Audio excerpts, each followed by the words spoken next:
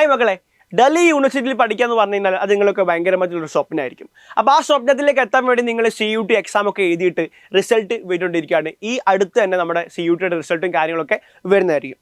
അപ്പോൾ നിങ്ങൾ ഡൽഹി യൂണിവേഴ്സിറ്റിയുടെ ആ ഒരു അഡ്മിഷൻ പ്രൊസീജിയറിന് നമ്മൾ പറയുന്ന പേരാണ് common seat allocation system, CSAS എന്ന് പറയുന്ന ഒരു പേരിലാണ് അറിയപ്പെടുന്നത്. അപ്പോൾ നമ്മൾ കഴിഞ്ഞ ആ ഒരു SSLC കഴിഞ്ഞ സമയത്ത് സിംഗിൾ വിൻഡോ നമ്മൾ ആ ഒരു +1 +2 അഡ്മിഷൻ നമ്മൾ വിളിച്ചത് അല്ലേ. എന്ന പോലെ ഡൽഹി യൂണിവേഴ്സിറ്റിയുടെ അണ്ടറിൽ വരുന്ന അഡ്മിഷൻ നമ്മൾ എന്താ വിളിക്കുക? CSAS, അതായത് common seat allocation system academic session 2024-25. അപ്പോൾ അതിൻ്റെ ഫേസ് 2 എന്ന് പറയുന്ന സെക്ഷനാണ് നമ്മൾ ഇവിടെ ഡിസ്കസ് ചെയ്യുന്നത്. അപ്പോൾ ഈ വീഡിയോ കാണുന്നതിന് മുന്നേ ആയിട്ട് നിങ്ങൾ ചെയ്യേണ്ട 2 കാര്യങ്ങളുണ്ട്. ഫേസ് 1ൻ്റെ ഇതേ അഡ്മിഷൻ്റെ ഫേസ് 1ൻ്റെ വീഡിയോ നമ്മൾ മുന്നേ ചെയ്തിട്ടുണ്ട്. അപ്പോൾ അത് കാണാത്തവർ പോയിട്ട് കാണണം.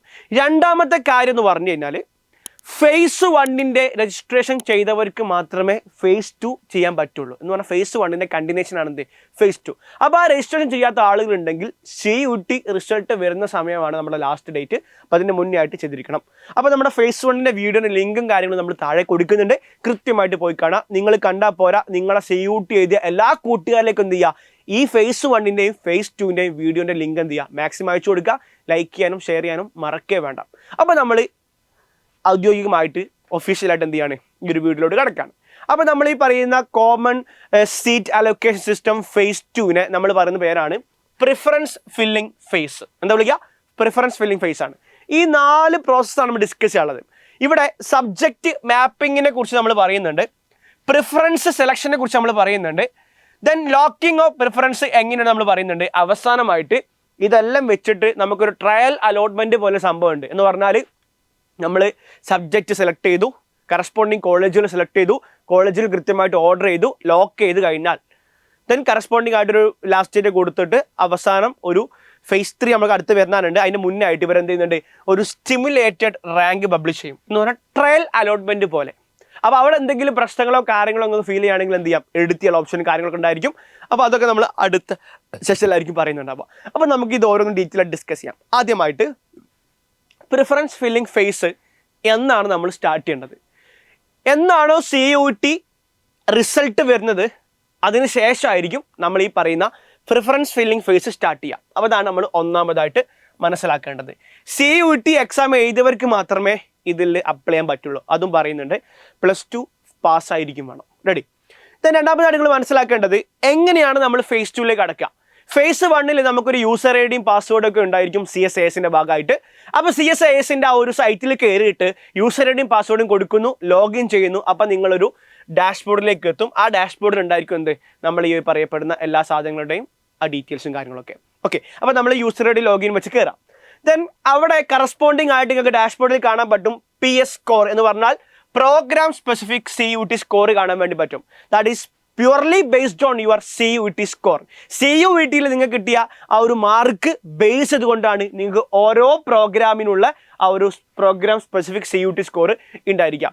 BCom ആണ് നിങ്ങളുടെ ലക്ഷ്യമെങ്കിൽ അതുപോലെ ആയിരിക്കുന്ന സ്കോർ ആയിരിക്കില്ല BSc കെമിസ്ട്രിക്കും BA എക്കണോമിക്സിനും ഒക്കെ ഉണ്ടായിരിക്കുക. അപ്പം ഓരോ സബ്ജക്റ്റിനും നിങ്ങൾ എഴുതിയ CUTയുമായിട്ട് ബന്ധപ്പെട്ടിട്ടുള്ള ആ ഒരു സ്കോറാണ് എന്ത് പറയുക, program specific CUT score. Different പ്രോഗ്രാംസിന് അത് ഡിഫറെൻ്റ് ആയിരിക്കും. ഒരാൾ ഒന്നിൽ കൂടുതൽ CUT ഒക്കെ എഴുതാനുള്ള ചാൻസ് കൂടുതലാണ്. കാരണം ഫിസിക്സിന് വേറെ കെമിസ്ട്രിക്ക് വരാൻ എന്നുള്ള കാര്യമൊക്കെ നിങ്ങൾക്ക് അറിയുന്നതാണ്. ഇതാണ് നമുക്ക് ആദ്യം ഡിസ്കസ് ചെയ്യാനുള്ളത്. റെഡി. ഇനി നമുക്ക് സബ്ജക്റ്റ് മാപ്പിനെ കുറിച്ച് ഡിസ്കസ് ചെയ്യാം. അപ്പോൾ ഈ സബ്ജക്റ്റ് മാപ്പിങ്ങിനെ കുറിച്ച് പറയുമ്പം ഫേസ് 1 കംപ്ലീറ്റ് ചെയ്ത എല്ലാ വിദ്യാർത്ഥികളും നിർബന്ധമായിട്ടും സബ്ജക്റ്റ് മാപ്പിങ്ങും അതേപോലെ തന്നെ പ്രിഫറൻസ് സെലക്ഷനും ചെയ്താൽ മാത്രമേ, ലോക്ക് ചെയ്താൽ മാത്രമേ അവർക്ക് അഡ്മിഷൻ എടുത്ത് കോളേജുകൾ പഠിക്കാൻ പറ്റുള്ളൂ. ഇതൊന്നും ചെയ്യാത്ത ഒരാൾക്ക് ഫേസ് 1 ചെയ്തില്ല, ഫേസ് 2 ചെയ്തില്ല, CUT നല്ല റാങ്ക് ഉണ്ട്, ഒരു കാര്യമില്ല, എവിടെയും പഠിക്കാൻ കഴിയൂല എന്ന് പറഞ്ഞാൽ കഴിയൂല. അപ്പം CUT നല്ല മാർക്ക് ഉണ്ടായിട്ട് കാര്യമൊന്നുമില്ല. നിങ്ങൾ CSASൻ്റെ ഭാഗമായാൽ മാത്രമേ ഡൽഹി യൂണിവേഴ്സിറ്റി നിങ്ങൾക്ക് എന്ത് ചെയ്യാൻ പറ്റുള്ളൂ, അഡ്മിഷൻ കിട്ടത്തുള്ളൂ. ആ ഒരു പോയിന്റ് കൃത്യമായിട്ട് മനസ്സിലാക്കുക. അപ്പോൾ നമുക്ക് കൃത്യമായിട്ട് പറയാൻ പറ്റും ഫേസ് 1 കംപ്ലീറ്റ് ചെയ്ത ആൾക്കാരാണ് നമ്മൾ ഈ ഒരു സെക്ഷനിലേക്ക് വരേണ്ടത്. രണ്ടാമതായിട്ട് മനസ്സിലാക്കി വെക്കുക, ഇവിടെ വളരെ നിർബന്ധമായിട്ടൊരു കാര്യം ഞാൻ വായിക്കുന്നുണ്ട് കണ്ടോ. It is mandatory for the candidate. നിങ്ങൾക്ക് ഓരോരുത്തർക്കും എന്താണ് ഭയങ്കര നിർബന്ധമാണ്. എന്താ സംഭവം? എന്താ appear in CUT UG 2024 exam എഴുതുക നിർബന്ധം. അത് നിങ്ങൾ എഴുതിയിട്ടുണ്ട്. റെഡി. അതേപോലെ ഏത് സബ്ജക്റ്റ് ആണോ നിങ്ങൾ എഴുതുന്നത് അതിന് കറസ്പോണ്ടിങ് ആയിട്ടുള്ള സബ്ജക്റ്റ് നിങ്ങൾ +2ൽ പാസ്സാവുകയും വേണം. അതാണ് ഇവിടെ പറയുന്നത്. അപ്പം എനിക്കിപ്പോൾ കെമിസ്ട്രി ആണ് എഴുതേണ്ടതെങ്കിൽ ഞാൻ കെമിസ്ട്രി എന്ന് പറയുന്ന സബ്ജക്റ്റ് നമ്മൾ +2 പഠിക്കണം. മാത്രമല്ല കെമിസ്ട്രിക്ക് വേണ്ടിയിട്ടുള്ള CUT എക്സാം ഞാൻ നിർബന്ധമായിട്ടും എഴുതിയിരിക്കണം. എനിക്ക് BCom ആണ് വേണ്ടതെങ്കിൽ കൊമേഴ്സ് ഞാൻ +2 പഠിക്കണം. BComന് വേണ്ടിയിട്ടുള്ള CUT എക്സാം ഞാൻ എന്ത് ചെയ്യണം? അറ്റൻഡ് ചെയ്തിരിക്കണം. ഇതാണ് ഇവിടെ പറയുന്ന point. Mapping the subject correctly is an essential criterion for the selection of the program. Subject കറക്റ്റായിട്ട് മാപ്പ് ചെയ്തിട്ടില്ലെങ്കിൽ നിങ്ങൾക്ക് അഡ്മിഷൻ കിട്ടില്ല. നിങ്ങൾക്ക് വേണ്ടത് സയൻസ് സബ്ജക്റ്റ്, നിങ്ങൾ മാപ്പ് ചെയ്ത് ആർട്സ് സബ്ജക്റ്റ്, സോ നിങ്ങൾ അഡ്മിഷൻ പ്രൊസീജിയറിന് ഓട്ടോമാറ്റിക്കലി പുറത്താവും. കാരണം നിങ്ങൾ എഴുതിയ CUT എക്സാം സയൻസിനത്, നിങ്ങൾ കൊടുത്തത് ആർട്സിനത്, സോ ചാൻസ് ഇല്ല. അപ്പോൾ അതാണ് ഇവിടുത്തെ ഏറ്റവും വലിയ പ്രശ്നം. അപ്പം സബ്ജക്റ്റ് കൃത്യമായിട്ട് മാപ്പ് എന്നുള്ളത് ഭയങ്കര ഇമ്പോർട്ടൻ്റ് ആണ്. ഓൾറെഡി നിങ്ങൾക്ക് അറിയുന്നുണ്ടാവും നിങ്ങൾ ഏതാനായിട്ട് സബ്ജക്റ്റ് എടുക്കേണ്ടത്, ഏത് കോളേജിൽ പഠിക്കുന്ന ഐഡിയ നിങ്ങളുടെ കയ്യിലുണ്ടാവും. നമ്മളിവിടെ പറഞ്ഞ ഡൽഹി യൂണിവേഴ്സിറ്റിയുടെ അണ്ടറിൽ വരുന്ന ഏകദേശം 69ഓളം കോളേജുകളെ കുറിച്ച് ഡിസ്കസ് ചെയ്യാൻ വേണ്ടിയിട്ട് പോകുന്നത്. ഇനി പ്രിഫറൻസ് സെലക്ഷൻ ആണ്. നമ്മൾ നേരത്തെ പറഞ്ഞു ഡൽഹി യൂണിവേഴ്സിറ്റി അണ്ടറിൽ 69 കോളേജുകളുണ്ട്. ഈ 69 കോളേജുകളിലായിട്ട് 79 UG BCom BSc പ്രോഗ്രാമുകളും അതുപോലെ 153ഓളം ബാച്ചുലർ ഓഫ് ആർട്സ് പ്രോഗ്രാമുകളും അവൈലബിൾ ആണ് 69 കോളേജുകളായിട്ട്. അപ്പോൾ കാൻഡിഡേറ്റ്സിന് ഇഷ്ടമുള്ള കോളേജുകളിൽ അവർക്ക് കറസ്പോണ്ടിങ് ആയിട്ടുള്ള സബ്ജക്റ്റിന് കറസ്പോണ്ടിങ് ആയിട്ട് എന്ത് ചെയ്യാൻ പറ്റും? അപ്ലൈ ചെയ്യാൻ വേണ്ടി പറ്റും. ബാക്കിയൊക്കെ നിങ്ങളുടെ സ്കോർ അനുസരിച്ചിട്ടായിരിക്കും. റെഡി? ഇത് നമ്മൾ പറയുന്നുണ്ട് ഈ അവൈലബിൾ പ്രിഫറൻസ് എന്ന് പറയുന്ന ഒരു ടാബ് ഉണ്ട് എവിടെ? നമ്മുടെ ഡാഷ്ബോർഡിൽ. ആ ഡാഷ്ബോർഡിൽ നമുക്ക് എന്ത് ചെയ്യാൻ വേണ്ടി പറ്റും? പ്രോഗ്രാം അതേപോലെ കോളേജ് കോമ്പിനേഷൻസ് കാണാൻ വേണ്ടി പറ്റും. സോ നിങ്ങൾക്ക് 1, 2 ഒന്നുമല്ല, നിങ്ങൾക്ക് ഇഷ്ടപ്പെട്ട കോളേജുകളിൽ, ഒരുപാട് കോളേജുകളിൽ കറസ്പോണ്ടിങ് ആയിട്ട് നിങ്ങൾ CUTയിൽ എഴുതിയ ഓരോ സബ്ജക്റ്റിനും കറസ്പോണ്ടിങ് ആയിട്ട് എന്ത് ചെയ്യാൻ വേണ്ടി പറ്റും? അവിടെ ഓപ്ഷൻസ് കൊടുക്കാൻ വേണ്ടി പറ്റും. റെഡി? അതേപോലെ ഭയങ്കരമായി ഇമ്പോർട്ടൻ്റ് ഒരു അടുത്തൊരു കാര്യമുണ്ട്. നമ്മൾ ഏതൊക്കെ കോളേജുകൾ എന്തൊക്കെ കൊടുത്തു കഴിഞ്ഞാലും നിങ്ങൾക്ക് ഇഷ്ടപ്പെട്ട കോളേജുകൾ ആദ്യം കൊടുക്കാം. അതേപോലെ ആ ഒരു പ്രിഫറൻഷ്യൽ ഓർഡർ ഭയങ്കര ഇമ്പോർട്ടൻ്റ് ആണ്. അത് നിങ്ങൾക്ക് എന്ത് ചെയ്യാൻ പറ്റും? നിങ്ങൾ ഇഷ്ടാനുസരണം സെറ്റ് ചെയ്യാൻ വേണ്ടി പറ്റും. So you can order to prioritize the preference order of program plus college combination. അപ്പോൾ ഈ പ്രോഗ്രാം പ്ലസ് കോളേജ് കോമ്പിനേഷൻ നിങ്ങൾക്ക് എന്ത് ചെയ്യാം? നിങ്ങൾക്ക് ഇഷ്ടപ്പെട്ട രൂപത്തിൽ എന്ത് ചെയ്യാൻ പറ്റും? ഓർഡർ ചെയ്യാൻ വേണ്ടിയിട്ട് പറ്റും. ലോക്ക് ചെയ്യുന്നവരെ മാത്രമേ ഈ ഓപ്ഷൻ ഉള്ളൂ. ലോക്ക് ചെയ്ത് കഴിഞ്ഞാൽ പിന്നെ നമ്മൾ ആ ഒരു സ്റ്റിമുലേറ്റഡ് റാങ്ക് പബ്ലിഷ് ചെയ്തതിന് ശേഷം മാത്രമേ എഡിറ്റിംഗ് ഓപ്ഷൻ ഉണ്ടാവുള്ളൂ. അതുവരെ എഡിറ്റിംഗ് ഓപ്ഷൻ ഉണ്ടാവില്ല. അപ്പോൾ സ്റ്റിമുലേറ്റഡ് ഇവിടെ ലോക്ക് ചെയ്താലും പ്രശ്നമില്ല. സ്റ്റിമുലേറ്റഡ് റാങ്ക് ഓപ്ഷൻ്റെ ആ ഒരു അല്ലെങ്കിൽ പബ്ലിക്കേഷൻ കഴിഞ്ഞാൽ പിന്നെ നമുക്ക് എന്ത് ചെയ്യാം? എഡിറ്റ് ചെയ്യാനുള്ള ഒരു ഓപ്ഷൻ കൂടിയുണ്ട്. ആവശ്യമില്ലാത്ത കോളേജൊക്കെ ഒഴിവാക്കാനും വേറെ ആഡ് ചെയ്യാനൊക്കെ ഓപ്ഷൻ ഉണ്ടെന്നാണ് ഇവിടെ പറയുന്നത്. ഓക്കെ, അപ്പോൾ നമുക്ക് അടുത്തേക്ക് വരാം.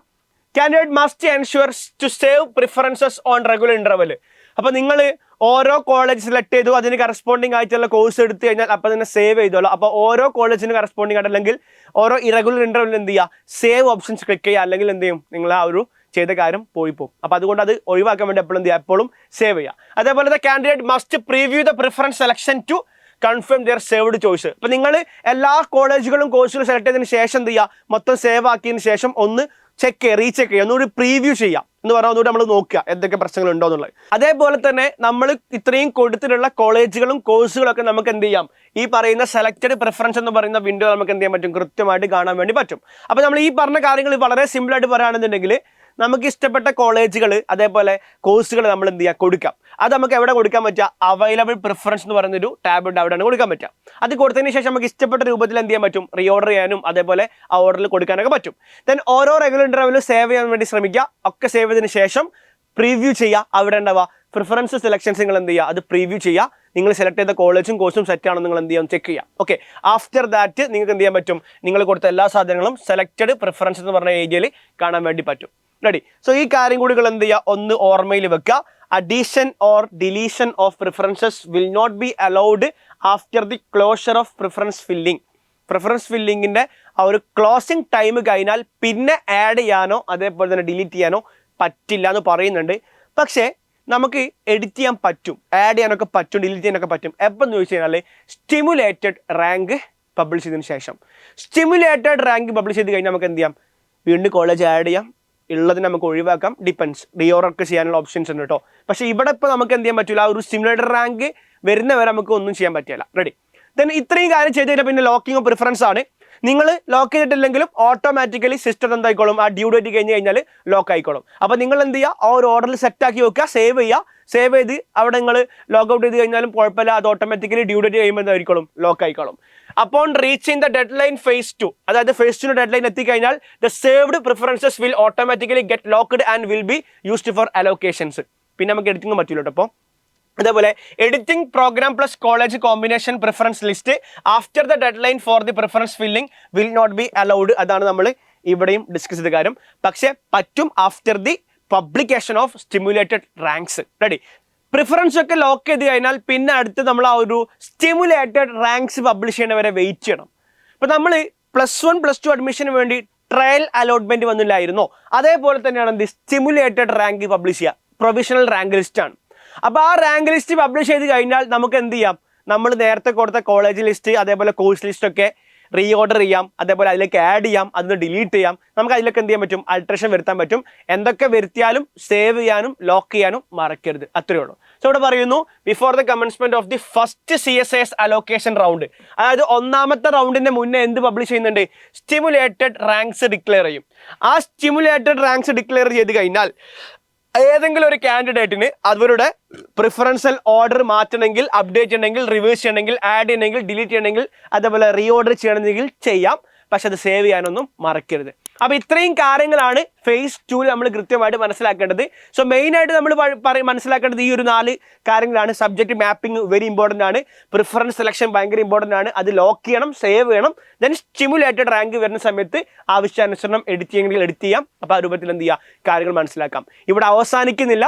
phase 3 ഈ ഒരു phase 2 സ്റ്റിമുലേറ്റഡ് റാങ്ക് ഒക്കെ വരുന്നതിൻ്റെ തൊട്ട് മുന്നോട്ട് നമ്മൾ എന്ത് ചെയ്യും, വരുന്നതായിരിക്കും. So stay tuned to be continued. ഇതാണ് നമുക്ക് common seat allocation system 2024-25 university of ഡൽഹിയെ കുറിച്ചിട്ട് ഡിസ്കസ് ചെയ്യണത്. സോ ഫസ്റ്റത്തെ വീഡിയോ കാണാത്തവർ കാണുക, അതേപോലെ എല്ലാവർക്കും അയച്ചു കൊടുക്കുക. ഈ വിവരങ്ങളൊക്കെ എന്ത് ചെയ്യുക, മറ്റുള്ള കൂട്ടുകാർക്ക് എന്ത് ചെയ്യുക, അയച്ചു കൊടുക്കുക.